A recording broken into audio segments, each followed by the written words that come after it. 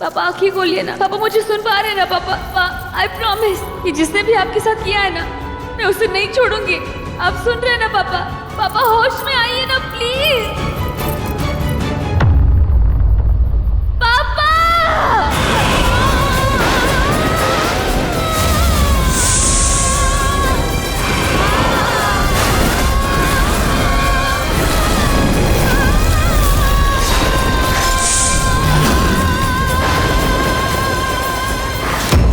ये तूफान कोई साधारण तूफान नहीं लग रहा है।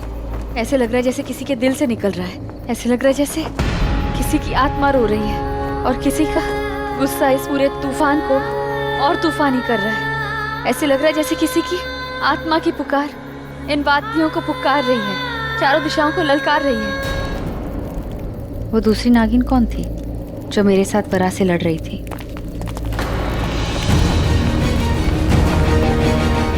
पापा, मेरे पापा तो बेहोश है।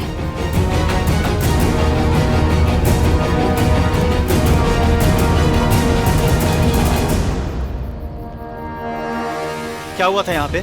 साहब हमने अपनी आंखों से कुछ नहीं देखा, पर हमें पता चला है कि यहाँ किसी जंगली बरा ने हमला बोल दिया। पापा, पापा, पापा आंखें खोलिए। पापा, पापा मैं आपको कुछ नहीं होने दूंगी, कुछ नहीं होने दूंगी आपको पापा। हेल्प! हेल्प! कोई है? हेल्प! प्लीज कोई मेरी मदद कीजिए। मेरे पापा जख्मी है, उन्हें यहाँ से ले जाने में मेरी मदद कीजिए प्लीज। कोई है? हेल्प! प्रार्थना। पापा, मैं आपको कुछ नहीं होने दूंगी, मैं कुछ नहीं होने दूंगी। आप बस हिम्मत रखिए, मदद आ रही होगी। मैं आपको हॉस्पिटल लेके जाऊंगी और आपको पूरी तरह से ठीक कर दूंगी। आप मेरा विश्वास कीजिए, मेरी तरह देखिए, मुझे देखिए पापा, मेरी आंखों में देखिए। देखिए पापा, आपको ना अभी और भी जीना है, बहुत जीना है। मेरे लिए जीना है आपको पापा, है ना? मेरी सांस जा रही है। ऐसा मत बोलिए पापा। बच्चे, हमारा देश बहुत बहुत बड़ी मुसीबत में। हमारे देश के साथ कुछ बहुत बुरा होने वाला है। उन लोगों को पता चल गया था कि मुझे उनका प्लान पता है, इसलिए उन्होंने मुझ पर हमला किया। तू भी वहीं थी जब वो लोग जो देश के गद्दार हैं वो लोग यहाँ थे। पापा, ये सब हम बाद में पता कर लेंगे, पहले आपको ठीक होना है ना? तुझे एक बहुत जरूरी बात बतानी है। तू मेरी बेटी नहीं है।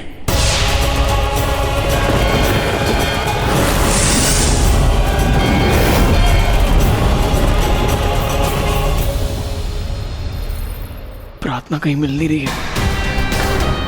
अपने स्टाफ को लिए बिना मैं यहाँ से नहीं जाऊंगा। प्लीज अभी नहीं, अंदर बहुत प्रॉब्लम चल रही है, उसे बाद में ढूंढ लेना, उसे कुछ नहीं होगा। नहीं अनमोल, मैं उसको ढूंढे बिना यहाँ से नहीं जाने वाला। मेरी बेटी नहीं है। हाँ बेटा। ये आप क्या कह रहे पापा?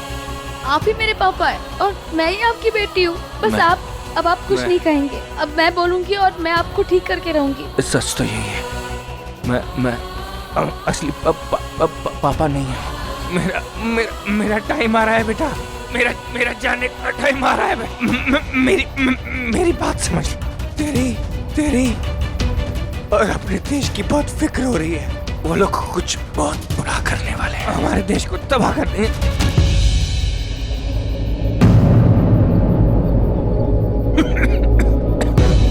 कौन लोग पापा? किसने आप पर हमला किया था? कौन है ये लोग? पापा! प्लीज, तुम्हारी तबीयत ठीक नहीं है। सर, यहाँ की सिचुएशन बहुत ज्यादा खराब है। आप लोग प्लीज निकलिए यहाँ से, निकलिए प्लीज। रुच, लेट्स लीव। प्रार्थना,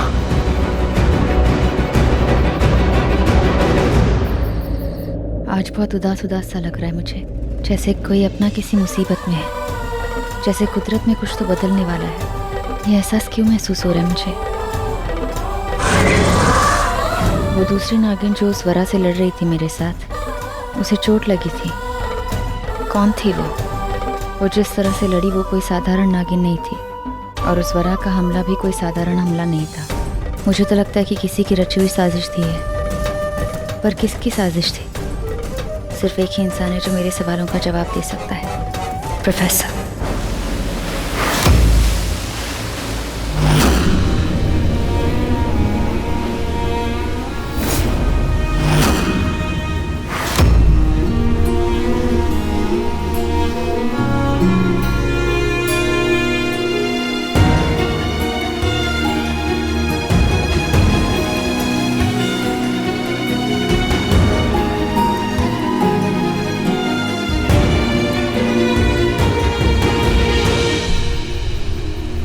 ये ब्रेसलेट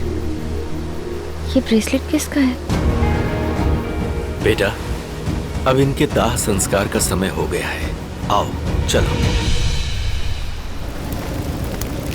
हे भगवान, देखिए मेरे पापा के साथ कितना बड़ा अन्याय हुआ है।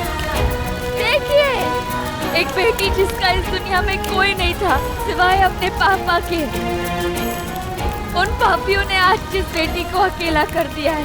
ब्रह्मा के इस ब्रह्मांड में इकलौते मंदिर पुष्कर की कसम, विष्णु के बद्रीनाथ की कसम,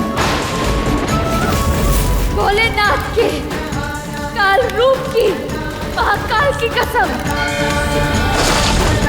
हरिद्वार में प्रभु के पग पवावित गंगा माँ की कसम,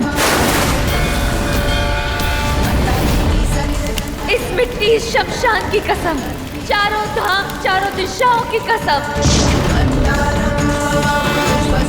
सातों लोक सातों आसमानों की कसम, मैं अपने पापा के कातिलों को नहीं बख्शूंगी। आज मेरी आत्मा रो रही है और मेरी आत्मा से निर्जर हर एक आंसू को मैं अंगार बना दूंगी, बदला लूंगी, मैं इंतकाम लूंगी।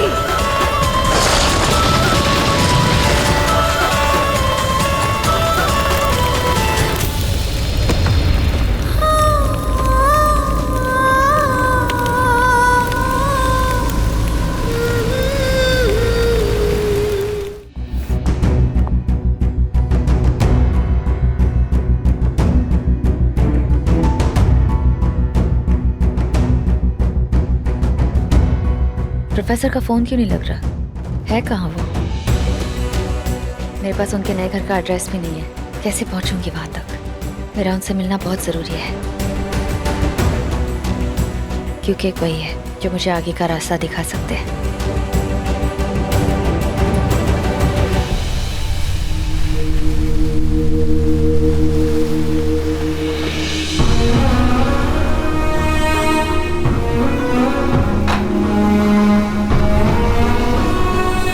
पापा,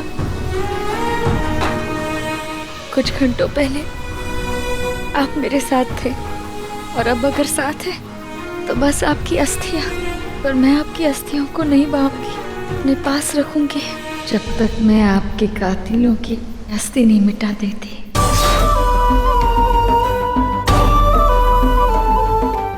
मैं आपके अस्थि कलश का विसर्जन नहीं करूंगी।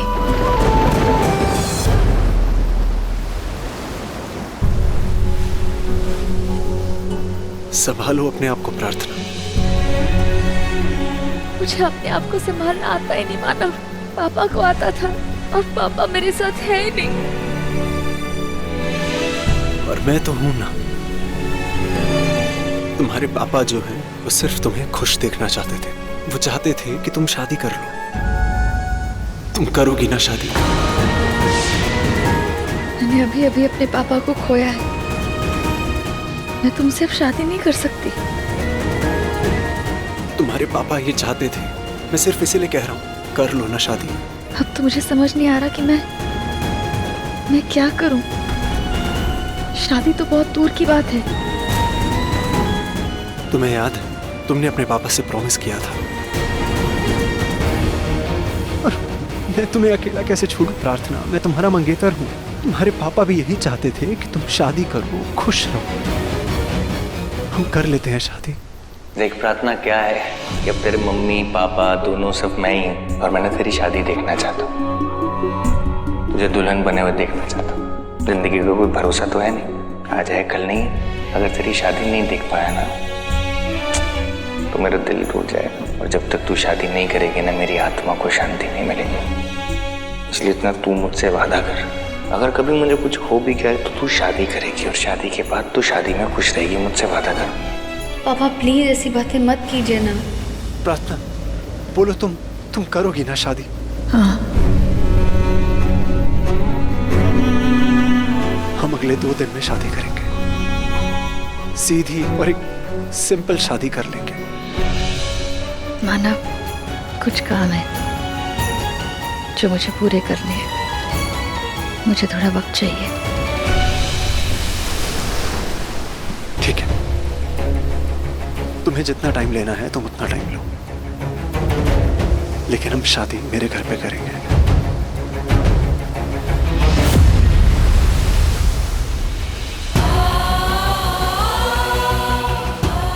अभी ब्रेसलेट ही मुझे मेरे पापा के कातिल तक ले जाएगा।